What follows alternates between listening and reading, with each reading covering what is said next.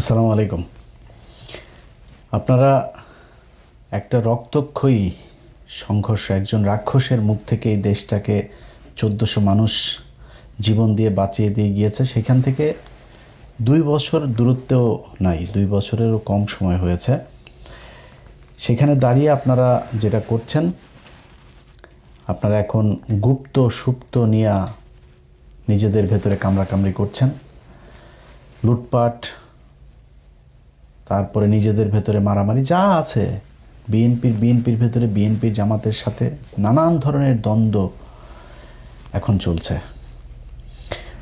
অথচ কয়দিন আগে আপনারা একসাথে মার খেয়েছেন, একসাথে গুম হয়েছেন, একসাথে রিমান্ডে গিয়েছেন, একসাথে জেলখানায় থেকেছেন, একসাথে মশারি নিয়ে ধান খেতে ঘুমিয়েছেন। আপনারা সেটা ভুলে গিয়েছেন। অথচ আমরা যে কত ভয়ঙ্কর একটা পরিস্থিতির ভেতরে, কত বিপজ্জনক জায়গার ভেতরে এই দেশটা দাঁড়িয়ে আছে, এটা আপনাদেরকে অনুমান করার, বিবেক বুদ্ধি দিয়ে চিন্তা করার সেই শক্তি বোধহয় আল্লাহ আপনাদের দেয় নাই। এখনও ঘাড়ের উপরে নিঃশ্বাস ফেলছে সেই রাক্ষস। 2 দিন পরপরই বলে আসতেছি, খেয়ে ফেলবো, লিস্টিং করছি, কারা কারা করেছে। একজনও বাঁচতে পারবেন। আমি আজকে একজনের বিরুদ্ধে, আপনি আর আমার বিরুদ্ধে যে কজন আছে, যারা এনসিপি বলেন, জামাত বলেন, বিএনপি বলেন, যারা পুলিশে এখন বিভিন্ন বড় বড় পদে এসে, কেউ কি বেঁচে আসতে পারবে এখান থেকে? যদি আওয়ামী লীগ আবার ইন্ডিয়ার সহায়তা যদি বাংলাদেশে ঢোকে, আপনার মনে হয় একজন বাঁচতে পারবেন? আগে তো নিজের জীবন বাঁচাবেন, এরপরে লুটপাট করেন, গুপ্ত সুপ্ত বালছাল নিয়ে মারামারি করেন, যেটা পরে করেন। আগে দেশের স্বাধীনতাটা, সার্বভৌমত্বটাকে তো আগে ঠিক করে নেবেন, মেরামত করে, যে আমি এখন সিকিউর, এরপরে আপনি কামড়াকামড়ি করেন, খাওয়া দাওয়া করেন। আপনাদের অবস্থা দেখলে মনে হয় অ্যাজ ইফ আপনারা একটা স্বাভাবিক নির্বাচনের মধ্য দিয়ে আসছেন। 5 বছর পর আরেকটা সরকার আসলে কী হবে? কিছুই হবে না। আপনার মাথায় রাখতে হবে, অন্তত যদি কমও হয়, তাও 20 বছর আপনাকে আওয়ামী লীগকে ক্ষমতার বাইরে রাখতে হবে। তার একটা মহাপরিকল্পনা আপনাদের করা উচিত ছিল, সেটা না করে আপনারা করছেন। আজকে যে বিষয়টা আপনাদেরকে বলবো, এটা বললে বুঝতে পারবেন যে কত ভয়ঙ্কর জায়গায়, কত বিপজ্জনক জায়গায় তারেক রহমানের জীবন, আপনাদের জীবন, আমাদের জীবন দাঁড়িয়ে আছে। তাহলে বুঝতে পারবেন। 20 তারিখ, এই 20 এপ্রিল আমি ফেসবুকে একটা পোস্ট করেছিলাম, বিমান বাহিনীর ভেতরে কিছু একটা হচ্ছে, তারপরে সর্বোচ্চ সতর্কতা জারি করা হয়েছে। তো আমি যতটুকু জেনেছিলাম, ওই দিন ভেতরে আমার যতটুকু সোর্স আছে, তারা বলছে ভাই খুব টান টান উত্তেজনা মনে হচ্ছে, এটা মনে হয় খুব উপরের লেভেলের, এরকম 2-1 জন ছাড়া বোধ হয় আর অন্য তেমন কেউ জানে না। আমি এরপরে জানার চেষ্টা করলাম। এর মাঝখানে 23 তারিখে একটা নিউজ দেখলাম। 23 তারিখে নিউজটা করেছেন ভারতীয় একজন সাংবাদিক, তার নাম হচ্ছে চন্দন নন্দী। চন্দন নন্দী 23 তারিখে নিউজে বলেছেন যে Bangladesh air force on high alert after raids net many airmen for links with Tehrik-i Taliban Pakistan, TTP. আচ্ছা, এই নিউজের ভেতরে তিনি বিস্তারিত লিখে দিয়েছেন কি হয়েছে ওই রাতে, তারপরে এর আগে পরে কি ঘটছে, সেনা বিমান বাহিনীর ভেতরে তেহরিকি তালিবানের কি বিশাল বিস্তৃতি ঘটেছে, কতজন সেখানে ট্রেন আপ হয়েছে, কতজনকে, 2 জনকে ধরা হয়েছে, গ্রেপ্তার করা হয়েছে, 10 জনকে আটক করা হয়েছে জিজ্ঞাসাবাদের জন্য, আরও 10 জন পালিয়েছে, সব বিস্তারিত বলে দিচ্ছে। অথচ সে তার এই খবরের ভেতরেই বলছে যে BF headquarters in Dhaka has shied away from even acknowledging the raids and consequent arrest, detention and escapes. মানে ওর খবর, ওর এটার ভিতরে আপনারা নর্থ ওয়েস্টের ওই পোর্টালে গেলে তারপরে দেখতে পারবেন, ওর খবরের ভেতরেই বলছে যে BF হেডকোয়ার্টার্স, মানে বাংলাদেশ এয়ারফোর্সের হেডকোয়ার্টার্স, এই ঘটনা নিয়ে সেটাও তারা অ্যাকনোলেজিংও করছে না অ্যাবাউট কোনটা, অ্যারেস্ট, ডিটেনশন এবং এসকেপ। এই রেড দেওয়ার পরে যা ঘটেছে সেই কনসিকুয়েন্ট তারা প্রকাশ করে নাই, সে নিজে বলছে। অথচ তিনি জেনে গিয়েছেন। তিনি জানলেন কিভাবে? এটা হচ্ছে কোশ্চেন। আচ্ছা, বাংলাদেশের সেনাবাহিনীর কোনো কিছু হওয়ার আগেই এই নর্থ ওয়েস্টের কাছে চলে যায়। এই চন্দন নন্দীর কাছে। চন্দন নন্দী মূলত ভারতীয় গোয়েন্দা সংস্থার একটা মুখপাত্রের মতো আচরণ করে, ওইখান থেকে যেসব সূত্রে খবর টবর পায় এগুলোই সে মূলতই করে। তার খবরের একটা বিরাট অংশ জুড়ে বাংলাদেশ সেনাবাহিনীর ভেতরে ওয়াকার পাত দিলেও ওই গন্ধ পায়, এরকম অবস্থা। তো উনি কিভাবে জানলেন? বিএফ এয়ারফোর্স হেডকোয়ার্টার এটা বলেন, সে নিজে বলছে তারা নিজেরাই মুখ খোলে নাই এই কারা কি হয়েছে, এই রেডের পরে কাদেরকে ধরা হয়েছে কি করা, অথচ সে সংখ্যা বলে দিচ্ছে যে 10 জনকে 2 জনকে গ্রেপ্তার করা হয়েছে, 10 জনকে 9 জন বা 10 জনকে জিজ্ঞাসাবাদের জন্য ধরা হয়েছে, আরও 9-10 জন পালিয়েছে, সেসব বলে দিচ্ছে। কিভাবে জানলো? এবার আসেন, বাংলাদেশের একজন, আমি চন্দন নন্দীর এখানে আরেকবার আসতে হবে, তার আগে বাংলাদেশের একজন সাংবাদিক আছেন জুলকারনাইন সায়ের খান সামি ভাই। সামি ভাই ওইটার পরপরই তিনি একটা পোস্ট করেছেন। তিনার পোস্টটা হচ্ছে, বিগত অন্তর্বর্তীকালীন সরকার 1.5 বছরে বাংলাদেশের জাতীয় নিরাপত্তার এমন কিছু ক্ষতি সাধন করেছে যা অবর্ণনীয়। বিভিন্ন উগ্রবাদী গোষ্ঠীকে এক প্রকার ফ্রি রাইড দিয়ে দেশে নিরাপত্তা ব্যবস্থার অভ্যন্তরে এমন এক ঘুণপোকার চাষ তারা করার চেষ্টা করেছে, যখন তা সামনে আসবে তখন তাদের প্রতি ঘৃণায় আপনার মন বিষিয়ে উঠবে। এটা বললে আপনি পুরোপুরি বুঝবেন না কি বুঝাইতে চাচ্ছেন উনি। ওইখানে ওই পোস্টে একটা পিন কমেন্ট পাঠিয়েছেন। তো আমাকে পোস্টটা যিনি পাঠিয়েছেন, পাঠানোর পরে আমার ভাই কী হয়েছে, এটা কী লিখছে, ঠিকই তো আছে। পরে উনি আমার একটা পোস্টে পিন কমেন্ট করেছে, সেই কমেন্টটা আমার পাঠাইলো। সেখানে লিখেছেন, আপাতত এতটুকুই জানতে পারি যে অনতিবিলম্বে পাকিস্তানের সাথে সরাসরি বিমান চলাচল কিছুদিনের জন্য হলেও স্থগিত করা অতীব জরুরি। এইটাই হচ্ছে গিয়ে মূল পয়েন্ট, যে পাকিস্তান এখানে কোত্থেকে আসলো, তেহরিকে তালিবান পাকিস্তান কারা, চন্দন নন্দীর কাছে খবর কেমনে গেল, সেই খবর ওই দিনই আবার নবনীতা চৌধুরীর কাছেও গেল। নবনীতা চৌধুরীও কিন্তু এই চন্দন নন্দীর এইটারই মূলত উনি বাংলায় ট্রান্সলেট করে উনি একটা ভিডিও বানিয়েছেন। এবার আসেন বুঝি আমরা। বুঝতে হলে আমাকে আবারও সেই চন্দন নন্দীর ওই পোস্টে যাইতে হবে। আচ্ছা, চন্দন নন্দী 2টা নিউজ করেছে, একটা 23 তারিখ আর একটা 26 তারিখে, 2 দিন আগে। আচ্ছা, তিনি একটা কথা বলেছেন যে the information related to the TTP, মানে ওই তেহরিক তালিবান পাকিস্তান, যেটা network among BF personal spread after Pakistani authorities informed Bangladeshi officials. Pakistani authorities মানে হয় গোয়েন্দা সংস্থা বা সরকার বা দূতাবাস, কোনো একটা পক্ষ বাংলাদেশ এয়ারফোর্সকে জানিয়েছে, অফিসিয়ালসদেরকে জানিয়েছে, পাকিস্তানের সরকার জানাইলো। বুঝেন, কিন্তু খুব হিসাব করে বুঝেন। পাকিস্তানের সরকার বাংলাদেশ সরকারকে জানাইলো, তেহরিকি তালিবান পাকিস্তানের লোক তোমার এয়ারফোর্সের ভেতরে আছে, তাদেরকে তাড়াতাড়ি ধরো। আচ্ছা, জুলকারনাইন সামি বলল যে পাকিস্তানের সাথে প্লেন যোগাযোগ তাড়াতাড়ি বন্ধ করো। আচ্ছা, পাকিস্তান থেকে তাহরিকে তালিবানের পাকিস্তানরা তাহলে বাংলাদেশে যে এয়ারপোর্ট এটা বন্ধ করার মানে কি? মানে হচ্ছে যে বন্ধ করলে এই যে ডিরেক্ট ফ্লাইটে তাড়াতাড়ি সব তাহরিকে তালিবান পাকিস্তানের লোকজন বাংলাদেশে আসতেছে, এই জন্য উনি চান তাড়াতাড়ি পাকিস্তানের সাথে বিমান যোগাযোগ বন্ধ হোক। এবার আমরা চলেন বুঝি তেহরিকি তালিবান পাকিস্তান এরা আসলে কারা। এটা বুঝলে আপনি বুঝবেন আসল ঘটনাটা কি। তেহরিকি তালিবান পাকিস্তান কয়েকদিন আগে 2টা ছেলে এদের সাথে গিয়ে যোগ দিয়েছিল, পাকিস্তানের মিলিটারির সাথে যুদ্ধ করেছে। একজনের নাম ফয়সাল, আরেকজনের নাম জুবায়ের। ফয়সাল এবং জুবায়ের দুইজনই বাংলাদেশি নাগরিক, কিন্তু পরে জানা গেল দুইজনই হিন্দু মুসলমান নাম দিয়ে তারপরে তারা সেখানে গিয়ে এদের সাথে যুক্ত হয়েছে। সেটা নিয়ে যদিও এই সরকারের খুব বেশি বিশ্লেষণ এটা নিয়ে আমাদের কোনো কিছু জানানো হয়নি, খুব গোপনীয়ভাবে রাখা হয়েছে। বরং পাকিস্তান যতটুকু সম্ভব তারা সেটাকে প্রচার করেছে, এবং পাকিস্তান মাঝখানে বাংলাদেশের সাথে ভিসা প্রক্রিয়া খুব সহজ করেছিল। এখন কিন্তু ওদের এখানে যাইতে গেলে আবার কয় টাকা ফি দেওয়া একটা বিরাট তৈরি করেছে তারা। তো আমি কিছু রোগী আপনার থাইল্যান্ড, তারপরে চীন, আমার পরিচিত একজন, তারা এরকম পাঠায়। পাকিস্তানেও কিছু রোগী পাঠানো হয়েছে। পাকিস্তানের ট্রিটমেন্টের ব্যবস্থা কিন্তু খুব ভালো, আপনারা খুবই মানে অল্প খরচে খুব ভালো মানের চিকিৎসা পাইতে পারেন। তো আমি কিছু লোকজনকে পাঠিয়েছিও আমার ওই এজেন্সির মাধ্যমে। তো ওরা আমারে বলল যে ভাই এখন ভিসার ইয়েটা একটু কড়াকড়ি করেছে। তো তারা আবার এমবেসির সাথে কথা বলে জানলো যে আমাদের দেশ থেকে জঙ্গি যাচ্ছে পাকিস্তানে, গিয়ে সেখানে পাকিস্তানের ভেতরে অভ্যন্তরীণ এই শৃঙ্খলা নষ্ট করছে। এই তেহরিকি তালিবান পাকিস্তান শ্রীলঙ্কার যে বাসে হামলা হয়েছে সেটার সাথে জড়িত, ক্রিকেট দলের উপরে হামলা হলো না, ওটার সাথে জড়িত। কয়েকদিন আগে পাকিস্তানের নিরাপত্তা বাহিনীর সাথে যে গ্যাঞ্জাম হইলো সেটার সাথে জড়িত।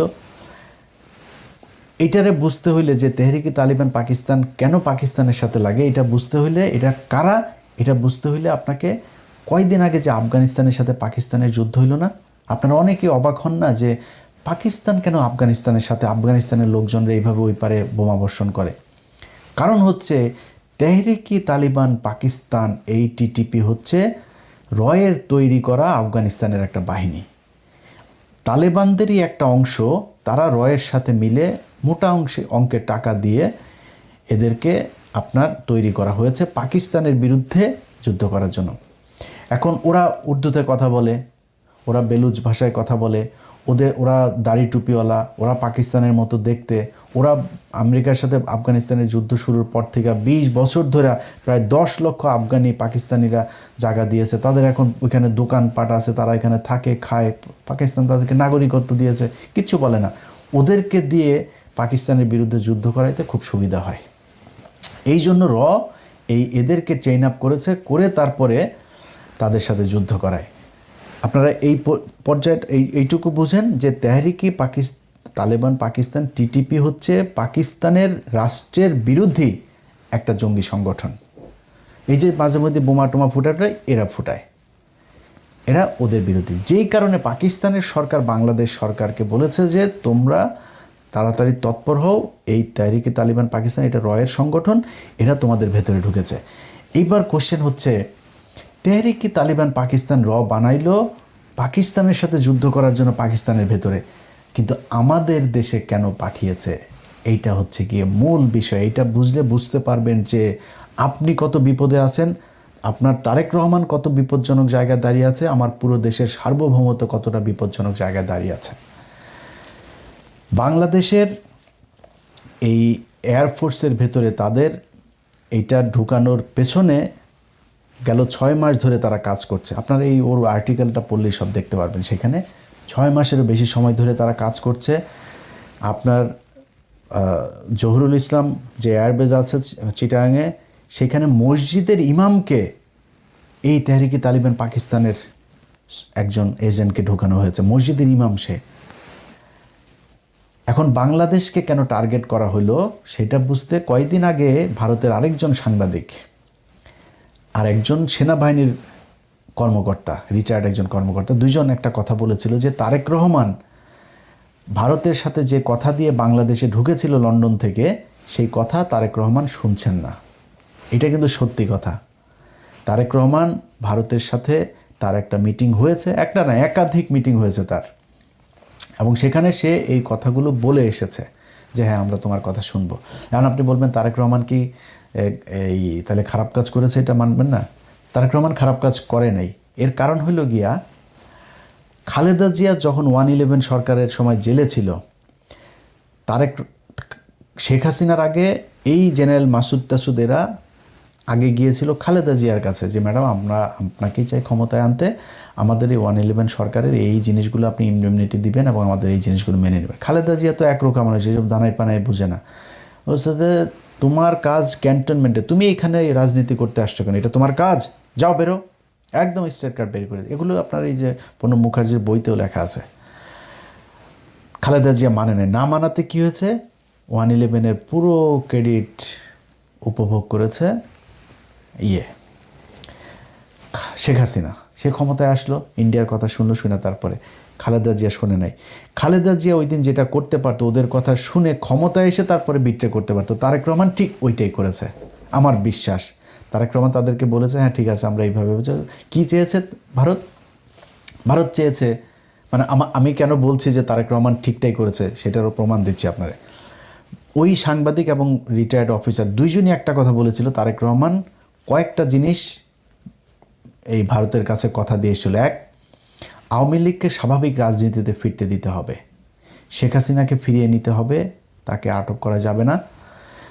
তারপরে সেভেন সিস্টারের যে বিচ্ছিন্নতাবাদীগুলো আছে এগুলো ভারতের সাথে মিলে একসাথে কাজ করতে হবে তাদেরকে নিশ্চিহ্ন করার জন্য, নির্মূল করার জন্য। এবার বলেন তারেক রহমান সেটা শুনেছে কি না, শুনবে কি না, মানে আমি কেমনে বলবো যে তারেক রহমান ভারতের কথা শুনে নাই, বিট্রে করে নাই? এই সাংবাদিক এবং এই রিটায়ার্ড অফিসারই বলেছে তারেক রহমান ভারতের কথা শুনছে না। এখন শুনছে না কেন, যে আসলেই এটার প্রমাণ কি? 111-এর মাসুদকে ধরা হয়েছে, মামুন খালেদকে ধরা হয়েছে, খালেদ মামুন, এই যে মামুন খালেদ আপনার ডিজিএফআই চিফ ছিল, যে ডিজিএফআই ডিরেক্টর আরেকটারে ধরা হয়েছে, 4-5 জনের ধরা হইলো না? আপনার কি মনে হয় ভারত কোনো দিন তারেক রহমানকে এটাতে সাপোর্ট দিচ্ছে বা তারেক রহমানের এটা মেনে নিচ্ছে? ভারত মেনে নিচ্ছে না, কিন্তু তারেক রহমান সেটা করেছে। আচ্ছা, আইপিএলের খেলা বাংলাদেশে নিষিদ্ধ করেছিল ইউনূস সরকার, তারেক রহমান সেটা বহাল রেখেছে। এটা আপনার মনে হয় ভারতের কোটি কোটি ডলার খরচ মানে অপচয় হয়েছে, এটার কারণে লস হয়েছে? তারপরে আওয়ামী লীগের কার্যক্রম নিষিদ্ধ তো ছিল, ওইভাবে থাকতো, আইনে পরিণত করার দরকার আছে, তারেক রহমান সেটা করেছে। অনেক কিছুই আপনারা দেখছেন উপরে উপরে, যে না মনে হচ্ছে ভারতের সাথে দিয়ে, ভারতের বাংলাদেশের পররাষ্ট্রমন্ত্রীকে যেতেই হবে, তার সাথে কি আমরা ডিপ্লোমেসি ডিসকানেক্ট করেছি নাকি? তো তার তো হইতেই হবে, তার এখানে যাইতেই পারে কিন্তু ভেতরে ভেতরে যেটা করার তারেক রহমান কিন্তু সেটাই করছে। এই কারণেই আমার যে সূত্র, সেই সূত্র আমাকে যেটা জানিয়েছে যে তারেক রহমানকে হত্যা করে তারপরে দেশের ভেতরে একটা অস্থিতিশীল পরিস্থিতি তৈরি করবে, কিন্তু তারপরে সরকার আবার ক্ষমতায় আসবে বিএনপি। তারেক রহমানের এই যেই শেষ কৃত্যের যে অনুষ্ঠান, দাফন কাফন যা যা হবে, এই দাফন কাফনের সময় বিশাল আকারে রাষ্ট্রীয় শোক টোক দেওয়া হবে। তারেক রহমান এই জাতির বিশাল এক কিছু ছিল, সব কিছু বলা হবে, বিএনপির নেতারা কান্নাকাটি করে পায়জামা ভিজায় ফেলবে, সব হবে। কিন্তু বিএনপির যে দ্বিতীয় সারির যেই নেতারা বিএনপির হাল ধরবে, ক্ষমতায় আসবে, সেই ব্যক্তিরা হচ্ছে গিয়ে তারেক রহমান যা করছিলেন তার ঠিক উল্টাটা করবে, যেটা বলবে সেটাই করবেন। এই পরিকল্পনা নিয়ে তারপরে তারা আগাচ্ছিলেন সেনাবাহিনীর ভেতরে একটা কু করার জন্য। এবার বুঝতে পারছেন?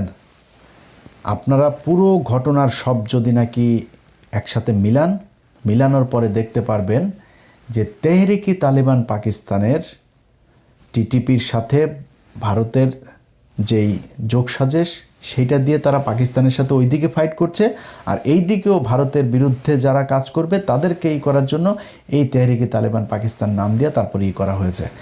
এখন এর পরপর পুলিশ হেডকোয়ার্টার একটা বিজ্ঞপ্তি দিয়েছে। সেই বিজ্ঞপ্তিটার ভেতরে আমি জানি না যে এটার কৌশল নাকি এটা বিষয়টা এরকমই। পুলিশ হেডকোয়ার্টার বলেছে, নিষিদ্ধ ঘোষিত উগ্রবাদী সংগঠনের সমর্থক কর্তৃক গুরুত্বপূর্ণ স্থাপনায় হামলার পরিকল্পনা সংক্রান্ত গোপন ও জরুরি গোপনীয়। এটা দিয়েছে 23 এপ্রিল। ওই যে তারিখ মনে আছে, যেই 23 এপ্রিল চন্দন নন্দী আপনার নিউজ করলো, সেই 23 তারিখে পুলিশ হেডকোয়ার্টার এটা দিল। ওর পরের দিনই আবার জুলকারনাইন স্বামী ভাইও এটা নিয়ে করলো। ওই দিনই আবার নবনীতা চৌধুরীও নিউজ করলো। সবগুলোর একসাথে মিলান, তাহলে বুঝতে পারবেন যে খেলাটা কোথায়। এখন পুলিশের বিষয়টা আমি এখনো স্পষ্ট না। পুলিশ যেটা বলেছে নিষিদ্ধ ঘোষিত উগ্রবাদী সংগঠন, তো এই নিষিদ্ধ ঘোষিত উগ্রবাদী সংগঠনটা কি ইসলামী কোনো নিষিদ্ধ ঘোষিত সংগঠন নাকি কোনটা, এটাই না। এখন যদি পুলিশকে সর্বোচ্চ সতর্ক অবস্থায় রাখার জন্য এটা একটা কৌশল হয়ে থাকে তাহলে ভালো। বাট আমি সরকারের সব পর্যায়কে একটা জিনিস বলবো, সিটিটিসির যিনি আছেন প্রধান, এই মাল কিন্তু রয়ের মাল। অতএব তার এখানে আবার তার আলোচনাও কয়দিন ধরে হচ্ছে, সে তার বক্তব্যের প্রেক্ষিতে বা তার তথ্যের প্রেক্ষিতে যদি এই জঙ্গি সংগঠন, উগ্রবাদী সংগঠনের হামলার নাশকতার এই আওয়ামী লীগের মতো যদি ছক সাজানোর কথা বলে থাকেন, তাহলে কিন্তু বিপদে বিএনপি আরেকবার পড়বেন।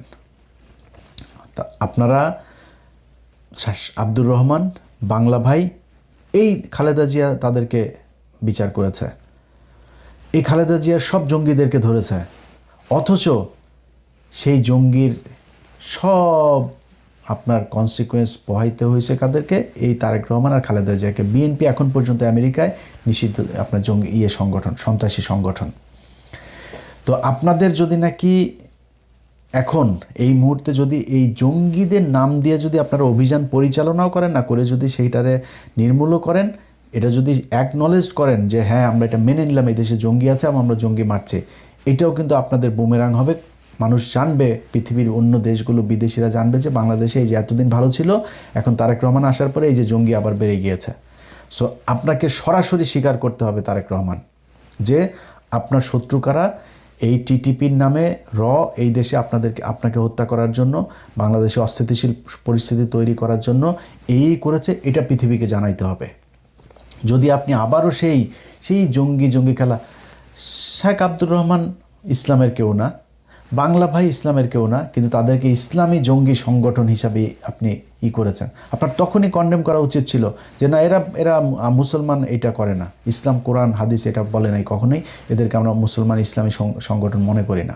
আজকে তেহরিকে তালেবান পাকিস্তানের আপনি ইসলামী সংগঠন মনে করবেন? যারা প্রতিদিন পাকিস্তানে এইখানে ওইখানে বোমাবাজি করে, পাকিস্তানের সাথে যারা মারামারি করে, যারা পাকিস্তান আফগানিস্তান দুইটা দেশের ভেতরে এরকম যুদ্ধ বাঁধিয়ে দিয়েছে, তাদেরকে আপনি মুসলমান মনে করবেন? এরা মুসলমান না। আমাদের দেশে যারা এই তাহরিকে তালেবান পাকিস্তানের নামে যারা করছে, এরাও মুসলমান হইতে পারে না। এটা আপনাকে সরাসরি বলতে হবে যে যুদ্ধ যদি করেন, সেই 10 ট্রাক অস্ত্র মামলার দিন যারা কিনা, যেই পুলিশের সার্জেন্ট হোক, টিআই হোক আর যেই হোক, এই অস্ত্র যারা ধরেছিল, সেই অস্ত্র তাদেরকে নাই করে দেওয়া উচিত ছিল। নামার পরে আপনি ঘুমটা দিয়ে লাভ নাই, তাদেরকে নাই করে দেওয়া উচিত ছিল। আপনি ধরার পরে সারা পৃথিবী জেনেছে যে 10 টাকা অস্ত্র মামলা উলফার কাছে যাচ্ছে, মানুষ জানে কোথায় যাচ্ছে, কি হয়েছে, কি হচ্ছে।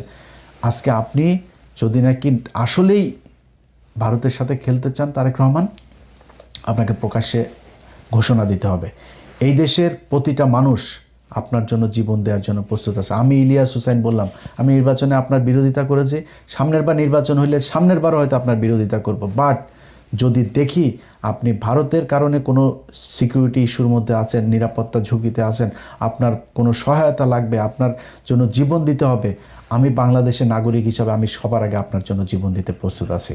আপনি বাংলাদেশের, আমরা একটা জেনারেশন তৈরি করেছি, যেই জেনারেশনের 18 কোটি মানুষ, খালি আওয়ামী লীগের এগুলো বাদে আর হিন্দুদের ভেতরেও একটা বিশাল অংশ এই ভারতের বিরুদ্ধে যুদ্ধ করার জন্য প্রস্তুত আছে।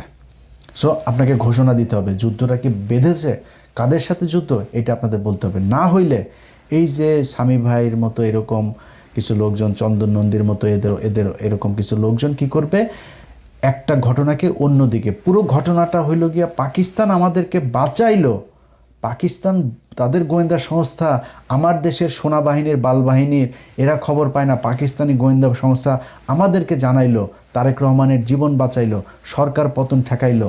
অথচ আমরা এখন বলছি কি বিমান চলাচল নিষিদ্ধ করতে হবে পাকিস্তানের সাথে।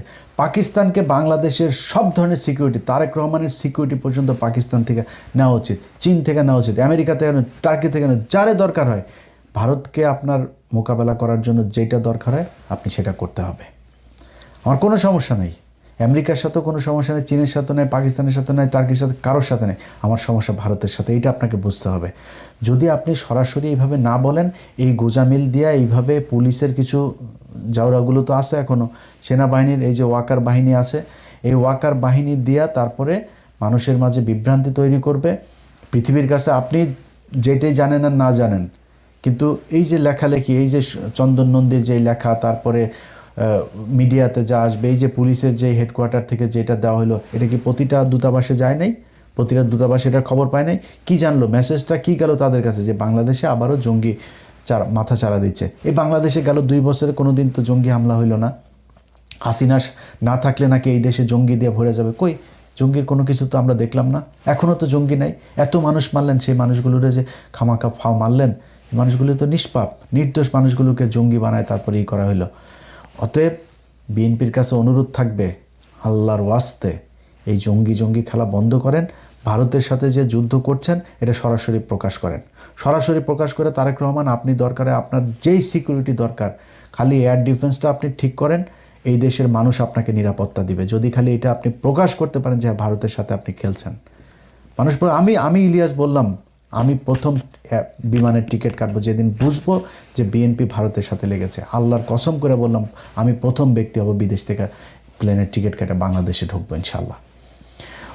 যাই হোক, সবশেষ যারা এই যে গুপ্ত সুপ্ত টুপ্ত এইসব নিয়ে গ্যাঞ্জাম করছেন, আপনাদের কাছে অনুরোধ থাকবে ভাই, দেশের অবস্থা কিন্তু ভয়ঙ্কর। আপনি এগুলি যদি বাদও দেন, দেশও যদি চালাইতে চান, এই যে তেলের যেই সংকট দেখায় দিয়ে গেল, এটার কারণে কি একটা দুইটা জিনিস হবে? আপনার ফসল নষ্ট হয়েছে, পাট নষ্ট হয়েছে, ধান নষ্ট হয়েছে, ঝড়ে সারা দেশে কালবৈশাখী ঝড় চলছে, এটাতে ব্যাপক ক্ষয়ক্ষতি হয়েছে। সামনে খাদ্য সংকট দেখা দিবে। তেল আপনারা কতদিন এই বেশি দামে কিনতে হয় তার কোনো ঠিক নেই। সামনে আপনি কার কাছ থেকে কে আপনার তেল দিবে, কার কাছ থেকে নিতে পারবেন, কোন দিক থেকে কী করবেন, আপনার সেগুলির কোনটা কি ঠিক করা হয়েছে জানি না। ভয়ঙ্কর অবস্থা। আপনি বিরোধী দলের সাথে সুপ্ত গুপ্ত কারে নিয়ে একটা পোস্ট করছে, সেটা নিয়ে, আরে ভাই পোস্ট এগুলি আওয়ামী লীগের সারাদিন কাজ, এদের এগুলো নিয়ে এখন গ্যাঞ্জাম বাঁধানো। মনে করেন শিবিরের কেউ একজন করছে, কি হয়েছে রে ভাই? জাইমা রহমানরে নিয়ে মনে করেন বললো, আপনারা এখন জাইমা রহমানরে নিয়ে বলার পরে এত আপনার কষ্ট লেগে গেছে। এই জাইমা রহমানরে একজন মন্ত্রী, সিটিং একজন মন্ত্রী, এই যে মুরাদ কি বলেছিল, এই মন্ত্রী বলেছে জাইমা রহমানের ব্যাপারে যা মনে চায় তাই খারাপ ভাষা করে। ওই তখন মন্ত্রীর বাসায় গিয়ে তো হামলা করতে পারেন নাই? তখন তো আপনাদের এত দেশপ্রেমিক জাইমা প্রেমিক লোকগুলির আমরা রাস্তায় দেখলাম না। তারেক রহমানকে এত ভালোবাসেন, তারেক রহমানের মারে এইভাবে 2টা বছর জেলখানায় রেখে মেরে ফেললো, ট্রাক দিয়ে আটকায় রাখলো। এত ভালোবাসা, এত শক্তি কই ছিল সেদিন আপনাদের? একটু দেখাইতেন, তাহলে তো খালেদা জিয়ার জেলখানায় গিয়ে মরতে হয়। খালেদা জিয়া কি মারা গিয়েছে নাকি? তারা হত্যা করা হয়েছে। অতএব একটু ধৈর্য ধরেন। বিরোধী দল একটা কাজ করছে, ওকে, বিরোধী দল যতটুকু সহনশীলতা দেখাচ্ছে এটি রেসপেক্ট করেন। তারা তো আপনার সরকার পতন করতে যাইতে চায়নি। তারা সংসদে দাঁড়ায় তারপর বলছে যে এই জ্বালানির সংকট এটা এই সরকারের সংকট, এটা বৈশ্বিক সংকট। আর কি বলবে একটা সরকারকে, একটা বিরোধী দলের এর চেয়ে বেশি আর কি বলবে? ধৈর্য ধরেন, খুব সাবধানে প্রতিটা স্টেপ ফেলতে হবে। আল্লাহ হাফেজ।